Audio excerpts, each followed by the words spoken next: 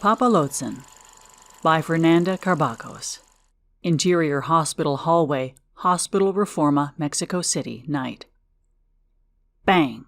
Swing doors burst open, pushing us into the emergency room. A small necklace containing a monarch butterfly encapsulated in resin swings like a pendulum from the neck of a 36-year-old ER nurse, Soledad. Her appearance matches her personality, warm and comforting.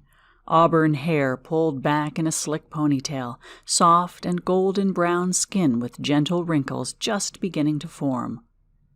Soledad determinedly pushes an old and rusty wheelchair carrying an expecting mother, 20, disheveled, panicked, and donning bruises around her right eye and along her arms. Her screams harmonize with the frantic rattle of the wheels. Dialogue in italics will be spoken in Spanish. Okay, love. We're going to breathe in and out.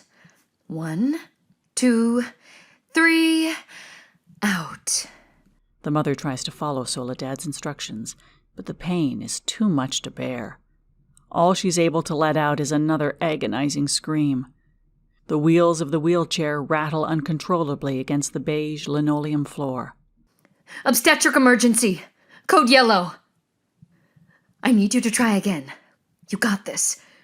Breathe in. 1, 2, 3, out. Interior, emergency hospital room, night. The expecting mother and Soledad arrive at one of the rooms. The cold white tiled walls with hanging cables connecting the computer system and bright fluorescent lights aren't welcoming. Soledad carefully helps the mother onto the hospital bed, fixing the pillows, covering her up with a blanket, and hooking up the sticky pad of the heart monitor to her chest. The incessant beeping of the monitor plays in the background. Soledad checks both arms. Looking for the best vein to puncture for the IV, while searching, she notices the bruises on the young mother. She decides to comfort by taking her hand and tenderly stroking her hair. When it hurts, squeeze my hand and we'll breathe, okay, honey? They'll be here for you soon. You'll see. You're going to be I'm scared. Right. I promise. As soon as the promise leaves Soledad's lips, 3 nurses from the labor unit burst in to take the mother. Montage. Hands reaching in, pulling the expecting mother from one bed to another. Sphygmomanometer being strapped around her arm and a nurse checking the blood pressure. Heartbeat on monitor spiking. Among the commotion, the expecting mother frantically searches for Soledad. Their eyes finally meet, and Soledad gives her one more reassuring nod before the small convoy of nurses departs with the mother. The room lays silent once again. Soledad checks her wristwatch, then hurries to rip off the used bedding. She pulls out a fresh set of sheets from a side cabinet and begins putting them on. Before she can finish, Meche, 20s, bubbly and cheeky ER nurse, pops from behind the dividing curtain. I'm so glad I caught you. Meche, don't even think about it. Soledad tucks in the sheets and grabs the old ones into a bundle. Interior, hospital hallway, night. Soledad exits the room, dumping the bundle of used sheets in a bin. Meche follows. Please, hear me out. Soledad checks her watch again and picks up the pace. Meche keeps up. I can already smell it, Meche. I can't stay again today. All week I've been getting home late. I haven't seen my kid. Isn't Lupe covering tonight? Interior, Soledad's nurse's station, night. Soledad sits at her desk, or rather her neatly decorated shrine. The computer, keyboard, and mouse are surrounded with pictures of her son Angel, 6, and husband Pedro, 37. A Supermama coffee mug, hand-drawn family portraits, a Monarch Butterfly hand-painting, courtesy of her son, and other sentimental knickknacks. Soledad begins typing her last notes for the day, avoiding eye contact with Meche as much as possible. They haven't heard anything from Lupe. Aida said her family showed up today to talk to Boss, but who knows what went down. Can you stay one more night, please? Have they called authorities or something? It's been a week. How should I know? All I know is that we are short and we are nothing without you. Can you stay one more night, please? Lupe is probably out there having fun with her boyfriend number 3 or whatever. Soledad's head snaps up to meet Meche's gaze. Shut up, Meche. What? Don't tell me you haven't thought about it. Please. Soledad is not budging, but her guilt gets heavier with each passing second. One more night, Meche, and that's it. I'll have a talk with Lupe when she gets back. If she gets back. Soledad's eyes are daggers, and Meche just got cut. Bunch of chismosos. You should find something better to do than gossip. Thank you, friend. Meche joins a nurse passing by, laughing and gossiping as they walk away. Unable to shake off an uncomfortably dark feeling, Soledad pauses for a moment, trying to figure out how she's going to explain this to her family. She musters up the courage, reaches for her desk phone, and dials up. Angel answers. Mommy! My love, how's my boy doing? Good, Mommy. Are you coming home soon? You promised you would sing me to sleep tonight. Honey, I'm trying. I promise. Can you put Daddy on the line, please? Soledad looks up to make sure things are under control. As she looks around, her eyes meet Ismael, 40s, tall and slender, mid-shift security guard. They exchange a friendly smile. Ismael jokingly motions that it's time for her to go home. Soledad shrugs back. Appa! What's happening, my gordita? Don't tell me they want you to stay again. Just a little longer. Sol, don't do it. Pedro, they have no one to cover the shift.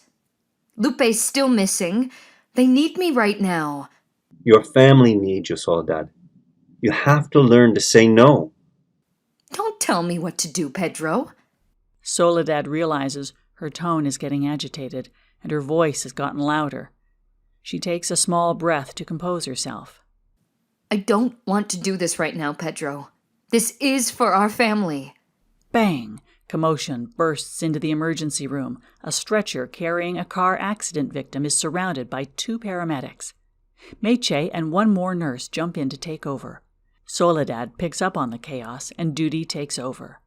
Gorda, I'll go pick you up. No, it's okay. I don't want Angel out so late. I'll take a taxi.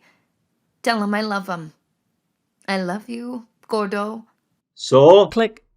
Soledad hangs up and rushes to join Meche. Montage. Soledad pushing the stretcher, Meche to her right and the additional nurse to her left. Meche pumping air to the victim's lungs with a bag valve mask as Soledad adds fluids to the IV. Extreme close-up. A digital wall clock on the background wall marks 9:10 p.m. Match cut to interior hospital break room, night. Extreme close-up. Digital wall clock marking 4 a.m. 4 round tables lay empty except for neatly stacked napkins and unopened leftover packets of condiments as centerpieces. In the background, we see a kitchenette counter with a coffee maker keeping the last bit of coffee warm. The room is serenaded by the buzzing of the neon-lit vending machine and the soft murmur of the refrigerator's fan. Soledad stands in front of a wall of lockers at the far left corner of the room. As she retrieves her purse and sweater, familiar footsteps approach. Ismael is coming in for that last cup of coffee. Finally going home. Finally. Soledad closes her locker and lingers by the door before asking the following question. Isma, have you heard anything about Lupe? No, Solicito. Hope fleets Soledad's face. But don't worry. I'm sure she'll turn up. She's probably just out having some fun. You know she is. Maybe. It's going to be okay, Solicito. Life's too short to be worrying so much. Now off to rest. Soledad lets out an exhausted chuckle before heading out. Ismael stays back, mixing in his sugar and cream. Good night, Isma. Exterior taxi stop, night. Soledad stands under the singular streetlight, waiting for a taxi to arrive. She looks around vigilantly before sending an "on my way" text to Pedro. Soledad looks up at the hospital building, bright and powerful. Ismael stands guard at the door by now, looking small in comparison. They exchange one more wave goodbye before she adjusts the neck of her sweater and tucks in her chin. A speeding taxi approaches, overshooting the stop before coming to a halt past the light. Soledad looks back one more time before running after it. Her white tennis shoes pick up the pace, trekking through the freshly rained-on pavement. With each step, The street grows darker. Taillights, exhaust smoke, motor humming. Soledad approaches the handle. There's more than one shadow inside the cab. Both back doors open violently, and panic washes over Soledad's face. Soledad tries to run away, but her attempt is useless. The shadows have a hold of her now. She begins to elbow, bite, kick, and swing her arms blindly, hoping to hit something. One of the shadows stumbles to the ground, reeling from one of the hits. Soledad's body crashes onto the taxi before collapsing to the ground. Feeling hopeful, she springs to her feet and tries to make a run for it. Ismael! Help! Ismael! Ismael is no longer by the door. She manages to take a few steps when a pair of arms grapple her and cover her mouth, picking her up and shoving her in the back of the cab. The shadows slither in. Taillights, exhaust smoke, humming motor, driving away. Interior, shack, day. We're enveloped in darkness. Soledad's own heavy breathing and rapid heartbeat make it hard to understand the already muffled voices. Sound goes in and out. Bang! A metal door shuts, snapping Soledad back to her senses. I told you she was a hottie. Male voices laugh and banter. Footsteps get closer as we hear the unzipping of pants. Soledad's breathing gets faster. She whimpers in pain as we hear the sound of clothes being ripped and bodies crashing on a mattress. No! No! She's a feisty one. Men laugh as we continue to hear the struggle between Soledad and the man on top of her. Soledad's blindfold slips. She lays on a mangy mattress on dirt ground. Sunlight comes from a narrow window above her. Her eyes adjust to reveal Ismael. As realization sets in, Soledad musters up all the courage she has left to try to get out from underneath him. She manages to flip over and tries to crawl away. We hear the men laugh and yell slurs as Soledad drags her body across the dirt. Ismael's left hand yanks Soledad's hair back, bringing her to her knees and exposing her neck, causing the necklace to jerk. His right hand reaches in front, wielding a knife. The blade presses down on Soledad's neck. Extreme close-up. Soledad's eyes welled up with tears. Match cut to interior, black void, infinite. Extreme close-up. Soledad's eyes welled up with tears. Soledad is surrounded by vast darkness, illuminated by a single source of light overhead. She wears a purple silk slip dress, and her wavy hair is accentuated by a white dahlia. Her appearance is an ode to the stars of the golden era of Mexican cinema, i.e., Maria Felix, Katie Jurado, Dolores del Rio. Soledad looks up to the light, eyes filled with hope. As she does, her throat begins to slit unexplainably. FFX. From the tear, we see little insect legs crawling out. One monarch butterfly pops out, then another and another, until hundreds of monarch butterflies spill out from her neck, making their way to the heavens. Spanish guitar plays a melancholic tune. Fade to black. On screen. Every day in Mexico, an average of 10 women or girls are killed, and more than 24,700 are missing without a trace. These rampant murders are attributed to machismo, gender inequality, domestic violence, and a problematic justice system. This epidemic doesn't affect my country alone. Femicide is the most extreme form of gender-based violence.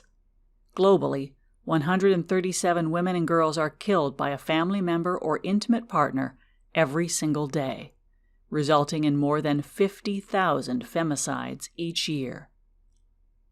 Por una vida libre de violencia para las mujeres.